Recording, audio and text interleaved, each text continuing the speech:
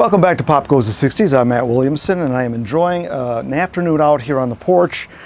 Once the 4th of July hits, it's the rocket sled to the end of the summer here in Wisconsin, so I got to get out here and enjoy all I can. So just wanted to do a little summer update for you here and do a quick video.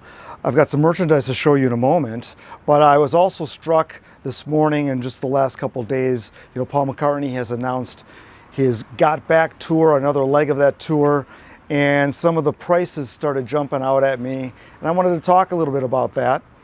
And I'm sure many of you will try to go to the concert, the tour, if he's coming to your town. In fact, I'm gonna open a beer here.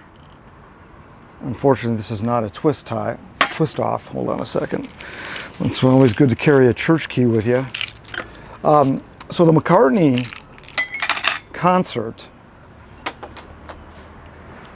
I just saw the Chicago show today, which is at the United Center.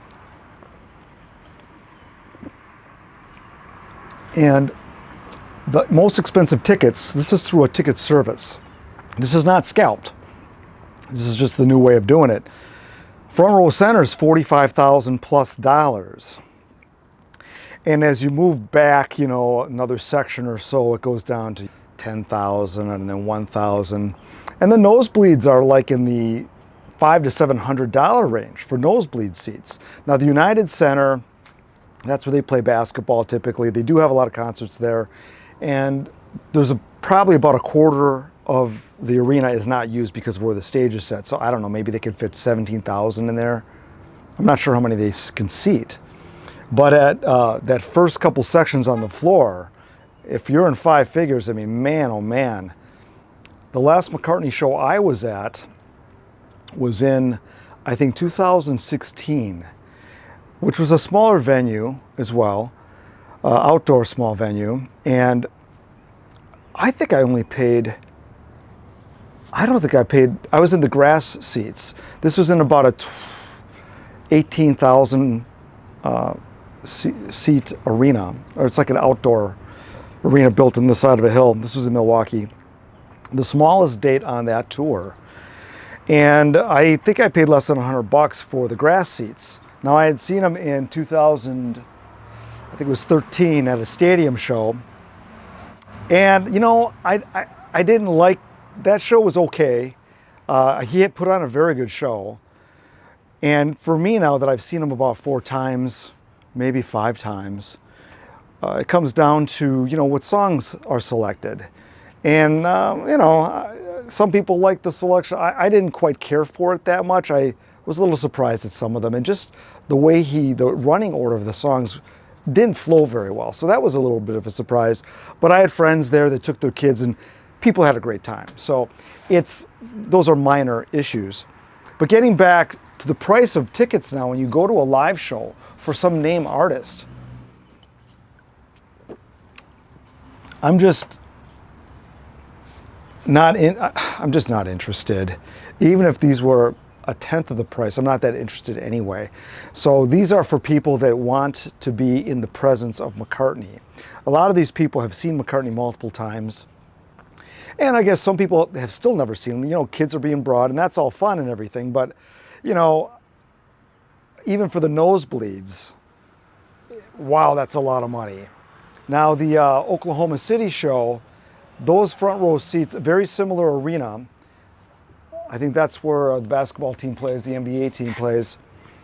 And I think those were in the $23,000 range, front row center on the floor there. A lot less, but still a little out of my range. There's not a performer in the world I would pay to see that one. Even if I had the disposable cash, I don't think I would do it. Now Chicago's pretty close to me. And I could,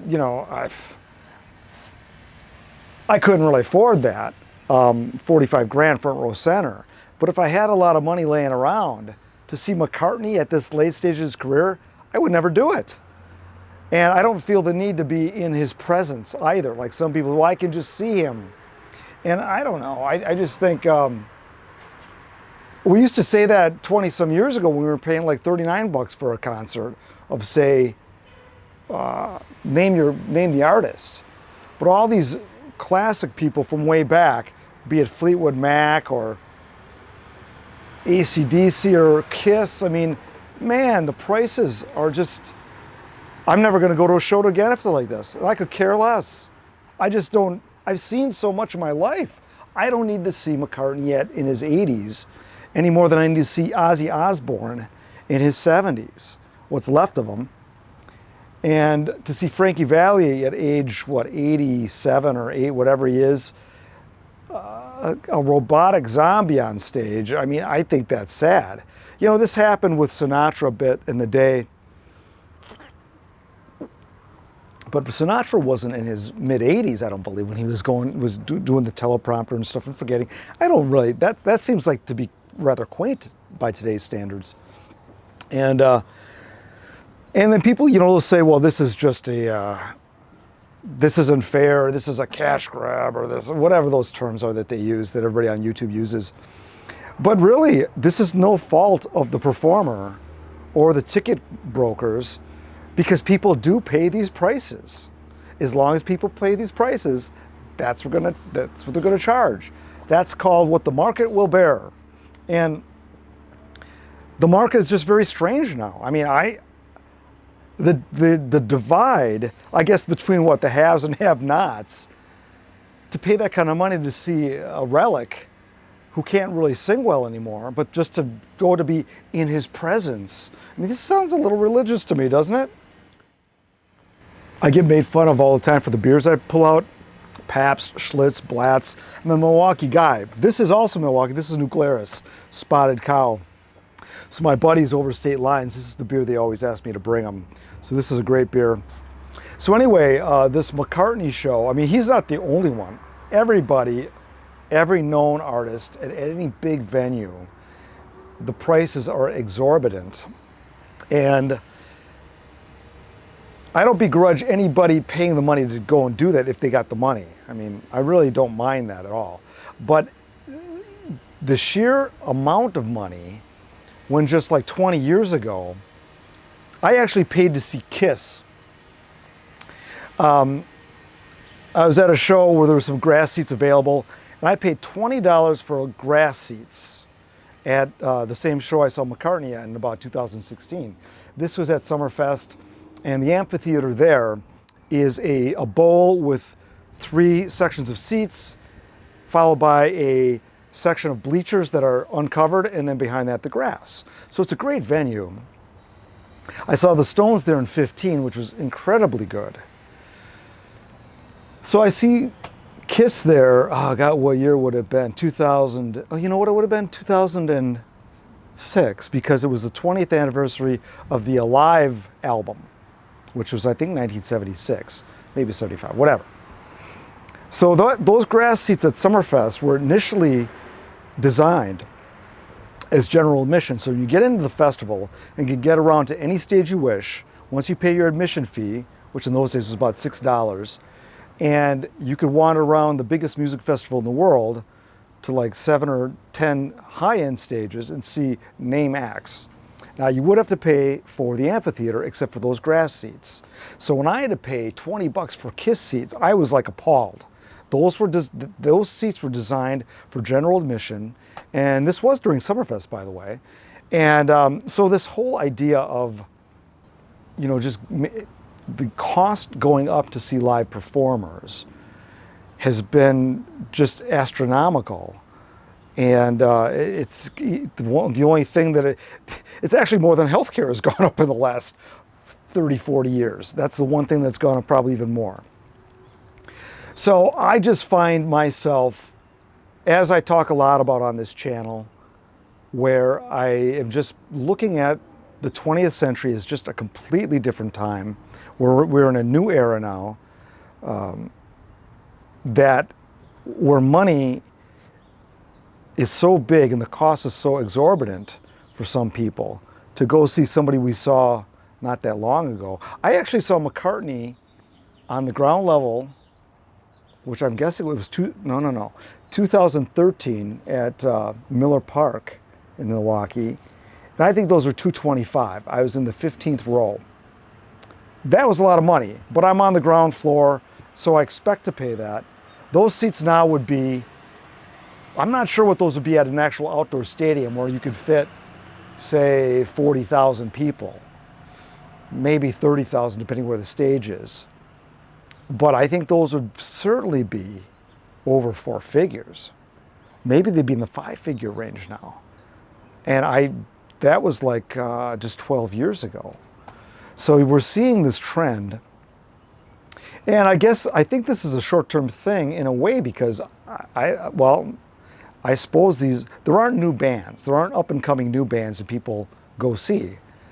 There just aren't. The hit song makers today are usually single acts.